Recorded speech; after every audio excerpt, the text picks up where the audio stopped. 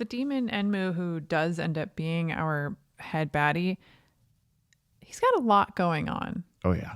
So the mission of Enmu is he sends these kids to tether themselves to each of the demon slayers, get to the edge of the demon slayer's dream, and then find their soul ball orb and then destroy it.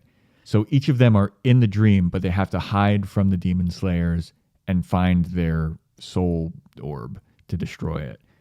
The dream sequences were so good. I think it was employed very, very well. Yes. Because it was partly characterization, and then it was, especially for Rengoku, because we don't know him. So it gave him a backstory and made us care about him in this movie.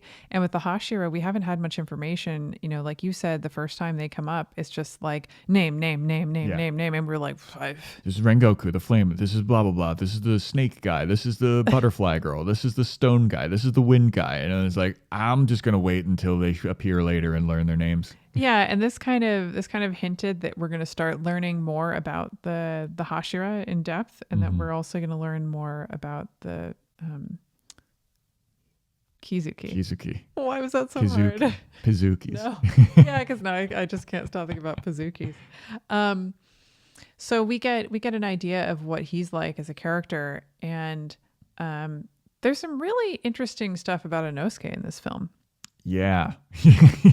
Well, it's interesting, like his dream and how he views himself and the people around him. And some of that was like kind of to be expected, and it's kind of pushing this like man-child thing that he has going on, and his like constant competitiveness, and but he dreamt about the train being a creature. Yeah. Like, and at first it just seems like abstract, surreal, absurdist. But he dreams about having to attack it. And then later on in the film, they're talking about how incredibly intuitive he is. And that it kind of goes into this sort of like beast thing. Well, one of the reasons why he dreamt that, I don't know if you remember from the last episode of the series, is he'd never seen a train before. And he thought that was a god or a beast that he had to like slay. And then, so the only person that has seen a train before was Zenitsu.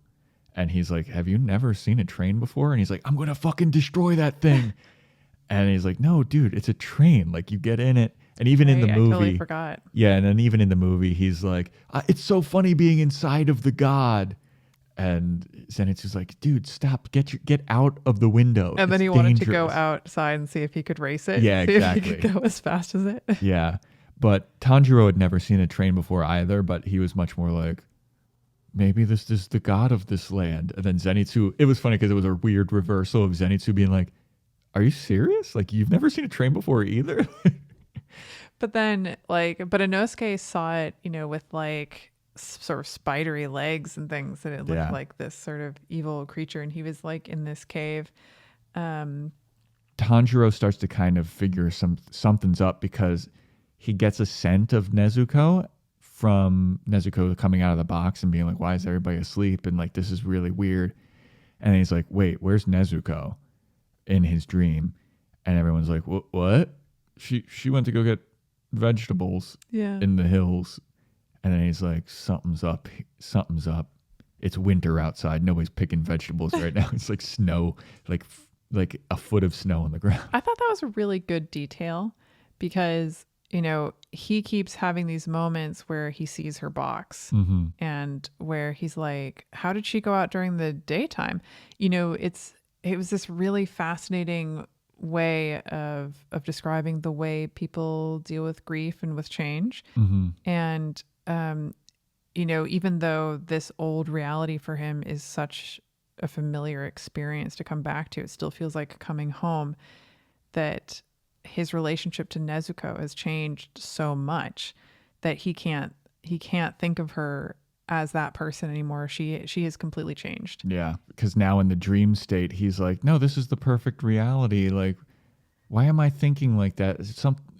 Why would I say that? Like, that doesn't make any sense why I would think like that. But it's like he has the hints of reality still within him. And then there were those nice kind of Inception-y moments where his mom is like, you just go make a bath.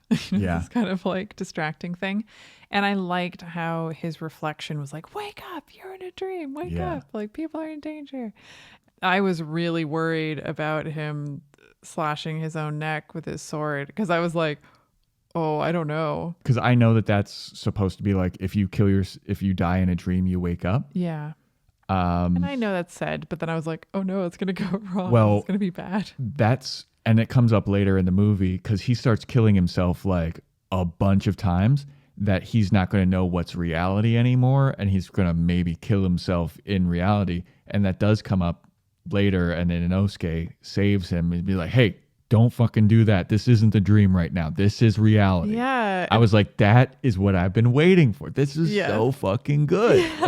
Yeah. And I love how Inosuke also, in his own dream, he kind of finds the little girl who's like trying to get his soul center and starts attacking her. And she's like, oh my God, why is this naked boar here? Yeah. And I think because intuitively he kind of knows that she's wrong and shouldn't be there. And then later, when Enmo is managing to make Tanjiro like continuously fall into this spell, that Inosuke is able to avoid it, and I loved that the eyes couldn't see where his gaze was going, and he knew intuitively where the gaze was going to be hitting, and so he could just totally kick some ass in those situations. So one interesting thing to me, at least, with the dream sequences is it's like each of them, because the dreams are supposed to be their subconscious, but then like it's the subconscious's subconscious. So Tanjiro has his moment where he's looking into the lake, and then his like reality self is like, hey, wake up, this is a dream. Inosuke has like his beast thing where he's like, something's not right here. I know that this is fishy. And it looks like he got bigger in that state when he was chasing the girl that was in his dream. Yeah. And Zenitsu, I feel like, was the most terrifying. Like, he just shows up with like gardening shears. He's like, who's staying in the way of me and Nezuko's love? It's like, what are you doing here? It's just supposed to be me and Nezuko. I forgot about that.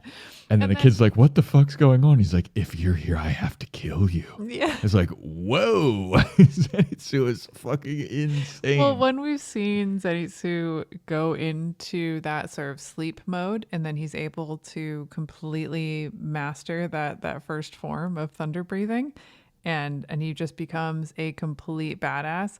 It was very cool to be like, I mean, he hasn't actually totally broken the spell, but he functions very well at this level of consciousness. In fact, a lot better than he does in actual life. Yeah, he knows that something's up, and he's like, because his perfect day is like him and Nezuko hanging out with the babe, and he's like, this person's here. This is fucked up. This is fishy. And like his subconscious too, or where I think the kid was looking for his soul center, is just darkness, all pitch darkness. Black. And then he shows up and he's not in his little like Dorito looking kimono. He's in like just all black gear and gardening shear. He's like, what are you doing here? It's like, oh. And he's like, do I have to feel for it? I don't understand. Just this pitch black darkness. What's going on with Zenitsu? This is some darker shit that's going on beneath the surface. Thanks for watching that clip from the Anime Movie Podcast. Follow the links in the description below to hear full episodes, and please subscribe to our YouTube channel for more fun clips like this.